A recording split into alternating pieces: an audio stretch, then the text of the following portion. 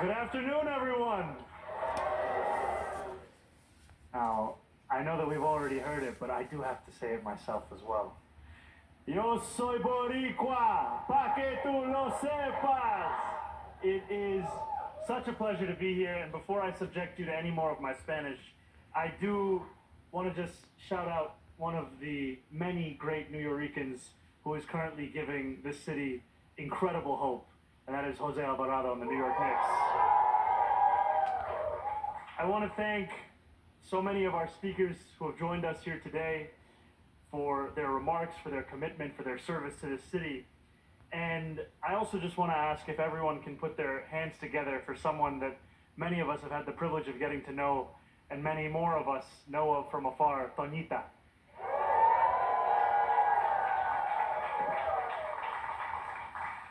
It is such a privilege to have you here with us this afternoon. And in a city where there is such a desire for community, there are few places that deliver it more than you have. And here in this room, we have such incredible leaders. We have mayors and legislators that have traveled from Puerto Rico to be here with us today. We so appreciate them and their presence and their commitment and the bond between our city and Puerto Rico. We have, especially I want to shout out to the delegation from Vega Baja, including Mayor Marcos Cruz Molina here with us. And I want to acknowledge a number of leaders from our administration that go beyond just the ones that you have heard. A special shout out to our newly appointed SCA President, Celeste Ramirez, and our Deputy Mayor, Helen Arteaga, who's been a real partner in this event and so much more. We have elected officials who we have heard from and who are here in this room. Obviously, it began with my dear friend, our State Senator Gustavo Rivera, and we also have our Manhattan Borough President, Brad Hoylman-Siegel, who is here with us, as well as our State Senator, Kristen Gonzalez, who is here with us. And then I want to acknowledge a few leaders outside of elected office who are here. And to them, I have often looked to not only for that partnership, but also that example of what it can look like to deliver for this city. Whether it's Frankie Miranda of the Hispanic Federation, or Lillian Rodriguez Lopez, the director of the Puerto Rican Day Parade, Juan Ramos of Los Sures, and Desiree Colon of the National PR Agenda. Truly, it is an honor to have all of you and so many more who are here in this room. Now, we are here together at Gracie Mansion, the People's House, to celebrate the incredible legacy of Puerto Ricans in New York City. Since the first wave of migration in the 19th century, Puerto Rican New Yorkers have enriched our city. From the reggaeton that offers the soundtrack of our summers, to the smell of frying plátanos on our streets, so much of New York City's culture and frankly our sense of self comes from La Isla del Encanto. Its music, its art, its poetry, its food, its irresistible zest for life. And it's more than that, frankly. Because for as long as Boricuas have been a part of New York City, they have stood at the front of picket lines. They have led labor movements. They have carried forward fights for dignity. I think of Gilberto Herena Valentin, the first president of the Puerto Rican Day Parade who marched alongside Martin Luther King Jr. After working as an elevator operator in a hotel, he became a union leader, organizing hotel and club workers. To hear an admirer say it, he would, quote, rush out of the house in the middle of the night to help a Puerto Rican in need. I think, too, of the New Yorican movement and the leftist art that emerged from El Barrio and Loizada in the 1960s and 70s. The plays, the poetry, the music, first conceived in Miguel Algarin's East Village apartment, which would eventually become the New Yorican Poets Cafe, a hub for intellectual life in this city. Even the word New Yorican speaks to the defiant pride of the Puerto Rican spirit. This was once an insult to quote-unquote assimilated Puerto Ricans, and yet the writer and activist Jesus Colon reclaimed it to found an artists' movement that spoke truth to power. Today, that same pride, that same solidarity, it defines Puerto Rican communities across the 5 boroughs.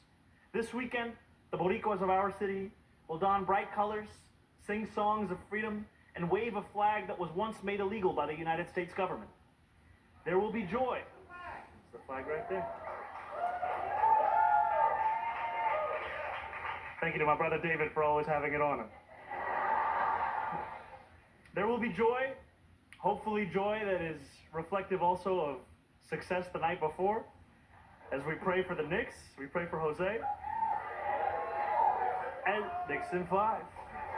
As well as the bittersweet knowledge of an independence that has too long been denied, of rights restricted, of recent natural disasters that have left loved ones in Puerto Rico stranded without electricity, without the aid that they deserved. Here in New York City, too many of Puerto Rican descent are all too familiar with the impossible math of the grocery store register, or that feeling of anxiety when both rent and the child care bill is due. Historically, New York City government has not done its part to serve Puerto Rican New Yorkers. Our City Hall is determined to change that. I'm proud to say that we have announced the opening of New York City's first ever city-run grocery stores, and where they will take place in 2 of the first 5 locations. The first announcement that we made was of a city-run grocery store at La Marqueta in El Barrio.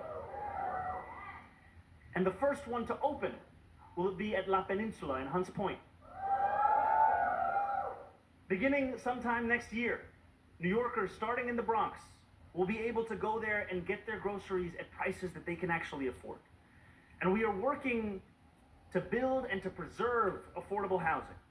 Housing that is not only affordable for working New Yorkers to rent, but frankly also for working New Yorkers to be able to buy. And that includes Timbale Terrace, a 100% affordable 341-unit housing development in El Barrio that was previously a parking lot, will now be a testament not only to our city's support of affordable housing, but also to honor the legacy of Tito Puente, El Rey de los Timbales himself, who was born and raised just a few blocks away from that location. And all of this comes in addition to the $1.2 billion that we have secured in partnership with Governor Hochul to deliver universal child care to families across the 5 boroughs. Now, this work, as we all know, it is just beginning. And it is work that will demand everything of us.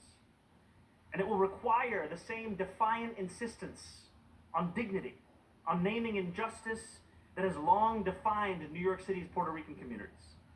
Pedro Pietri, known as the poet laureate of the New Yorican movement, wrote in his poem, The Broken English Dream, "To the United States we came to learn how to misspell our name, to lose the definition of pride, to have misfortune on our side. Together, and thanks to the leadership of so many in this room, we say no more. Let our fortune be shared. Let our pride be restored. Let us once again celebrate the unbreakable bond between Puerto Rico and New York City." Thank you so much.